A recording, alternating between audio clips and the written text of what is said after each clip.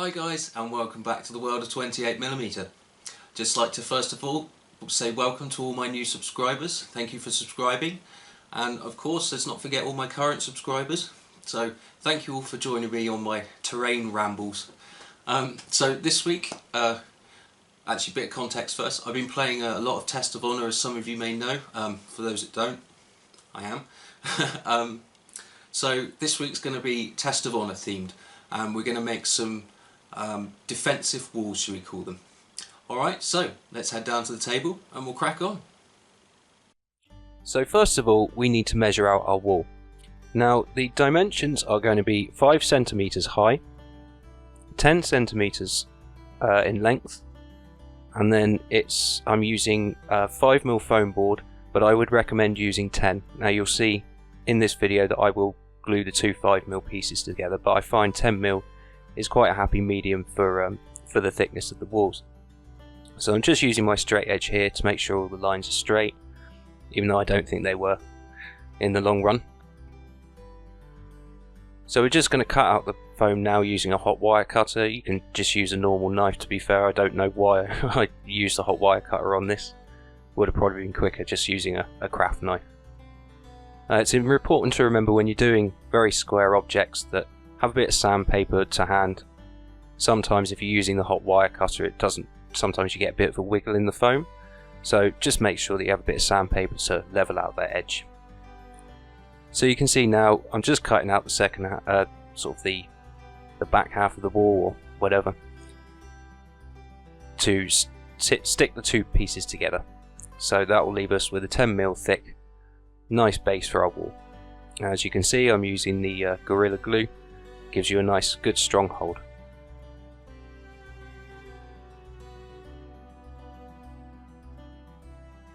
It doesn't have to necessarily be blue foam that you use for this. You can use foam core if you like, or foam board, and just take edge layer off, which I'll explain in a moment. And as you can see there, I'm just weighing it down to make sure it gets a secure and flat bond and no moving between the foam happens. So I'm just going to straighten off those edges, make sure it's all square, and make sure I'm not looking or not getting my head in camera. And just give it a quick sand off, make sure all your edges are even.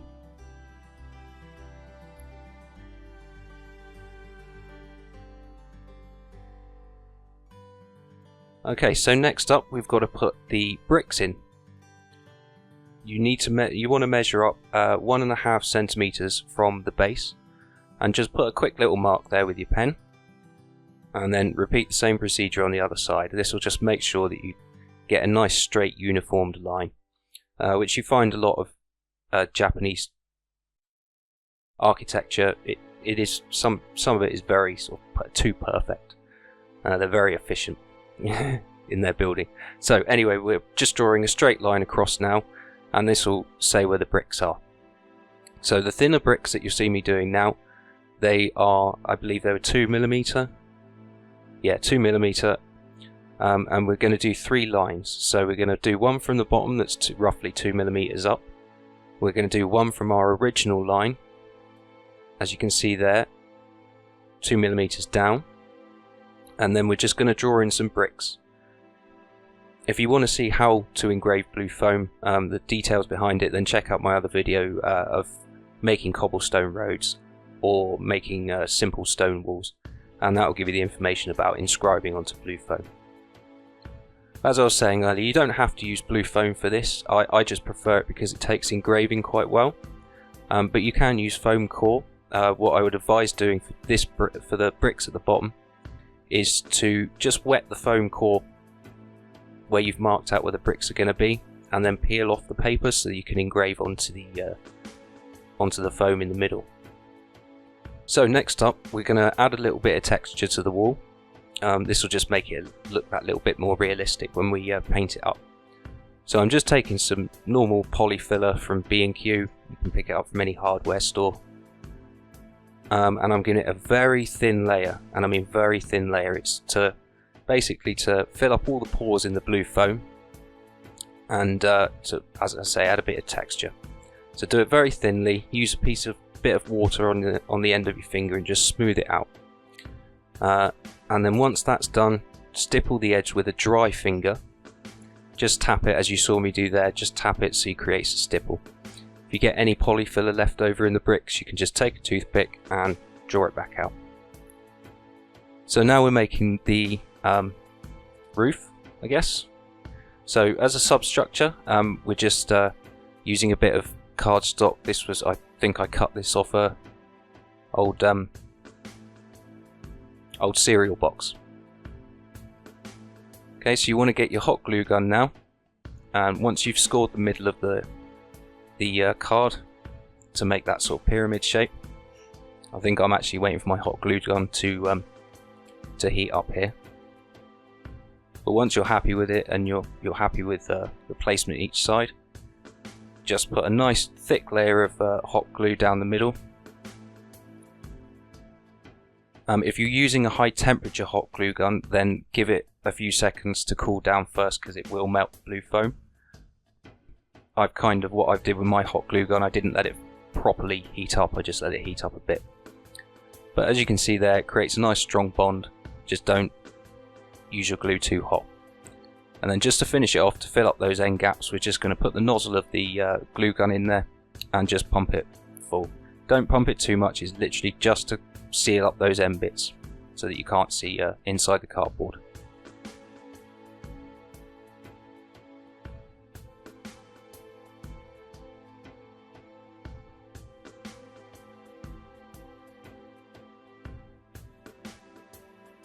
So now the substructure's on, we're going to start putting on some tiles. Now what I've got here are some HO scale pan tiles from my local hobby shop. I think it was about £2.50, £3.50 for 5 slabs of it. And it's quite easy to use. It's basically just plastic card. Choose the length that you need, and then just score it a few times with the knife, and you'll see that after those few scores it comes apart quite nicely. Just be a bit gentle with it to start off with, but these are really handy and you can pick them up from a model shop. I think the company, it was Pico or Pico I think they're pronounced. Yeah, it's a model railway company.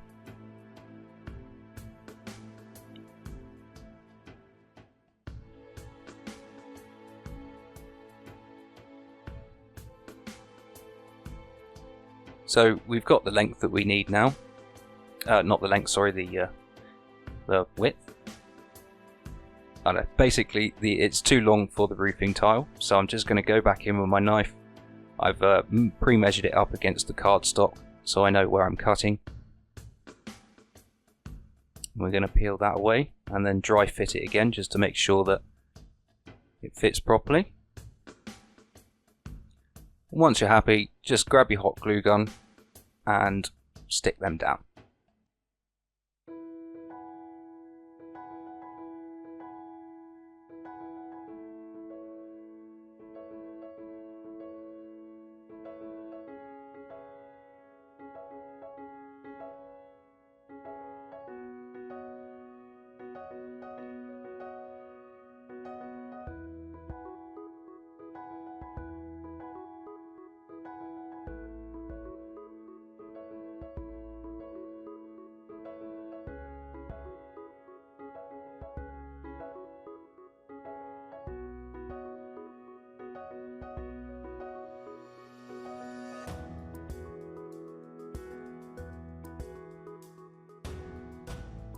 It's also important to note at this point as well, when you're joining up the tops, make sure to just trim the edge off of the roofing tile that you've cut out to a 45-degree angle, and that will make sure they'll meet nicely at the top.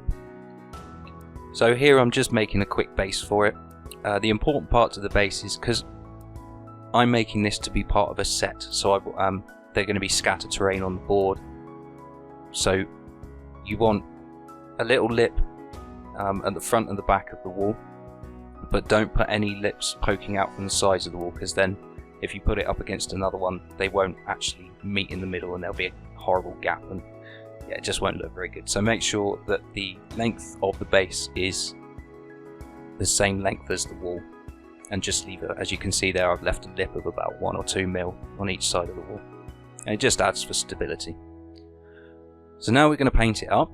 I've taken some, I think it was, Vallejo model colour Iraqi sand. I've watered it down a little bit. It's basically just a light ochre. I've watered it down a bit, and I'm just going to give both of the fillers, the parts with the filler on, I'm going to give those a base coat in this.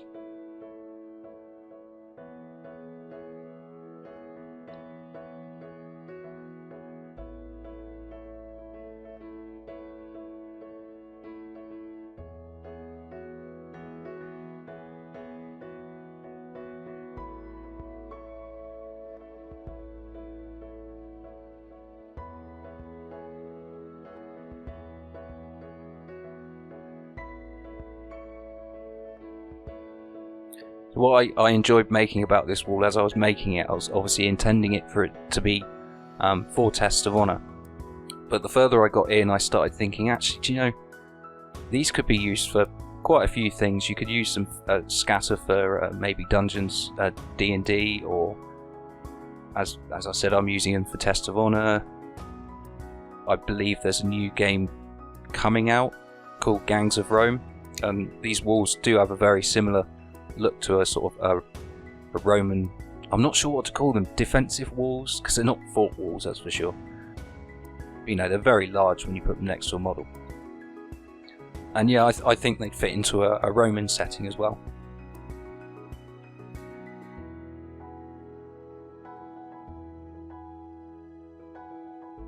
So after you've given the base coat of Iraqi sand, we're just going to go in with a mid-tone grey, and this grey was from Wilkinson's, and it's called Midnight Storm. And I'm just going to give that a good going over into the bricks. And make sure, because you're going straight onto the blue foam, it is quite porous, and you've also got the engravings that you've already done. So make sure you give it a good stipple and get the brush right into all those nooks and crannies.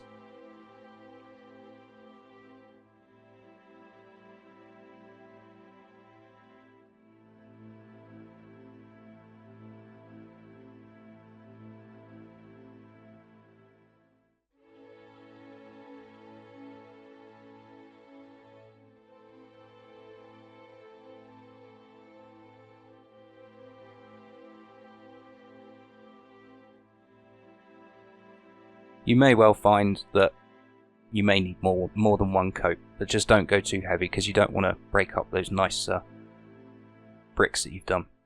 So now I'm just taking some white, and it's just normal craft paint, Quitter tube job from Wilco's again, as you can see. And I'm just giving it a overbrush. Just load up your brush, take off the excess, and then just brush it lightly over the top. So you're not actually painting the wall white, you're just catching all that texture that you put in when you stippled it with your finger earlier on. And what this will do basically is it will give the wall a bit more of an aged look. You'll be able to see the hints of yellow underneath where the plaster is cracked, and you can see tints of yellow underneath the white because you just overbrushed it. So, and now we're just going to basically pick out the bricks. To do this, I'm using a black wash. It's in a Nuln oil pot, but it is just an acrylic black wash. And we're going to pin wash all of the bricks just to make them pop out, give all the crevices some dark areas.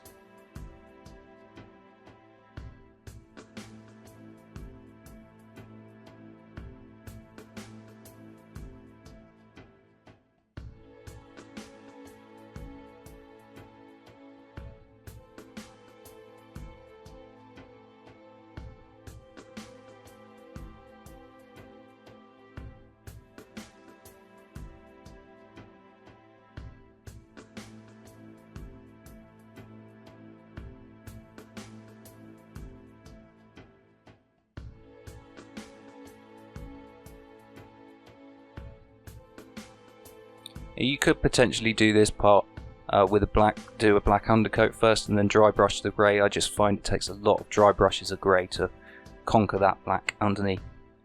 So you can see now we've got a nice fully painted piece, and we're just going to finish it off by doing the roof part. I keep calling it a roof, but I'm not sure that's the correct term. But yeah, the tiles, the pan tiles. So to do this, we're just going to take some Agrax Earthshade and just do a sort of medium brush over the pan tiles.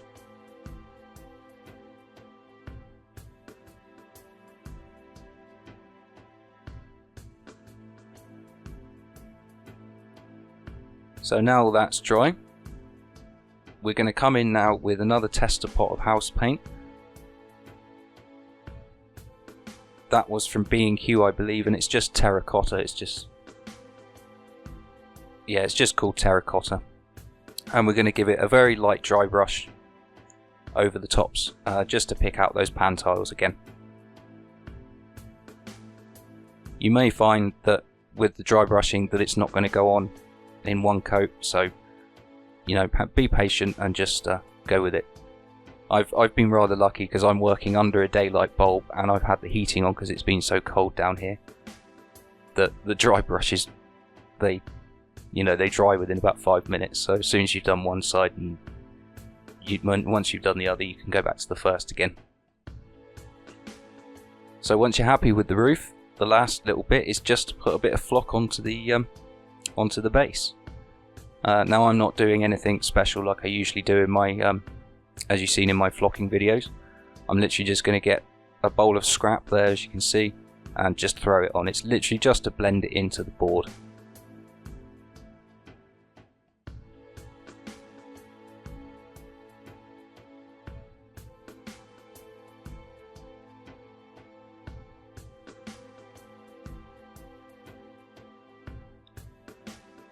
And there we go. And that's all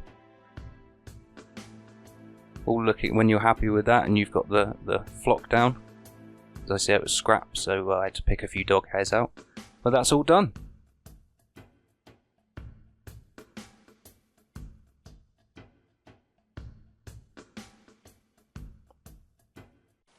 And there you go, guys. I hope you found this week's episode interesting and helpful. If you've got any questions or comments, please stick them down below. I always aim to get back to them. And the usuals for the video. Like if you liked it, share everything anyone else would like to see it, and don't forget to subscribe for the next episode. Have fun, guys.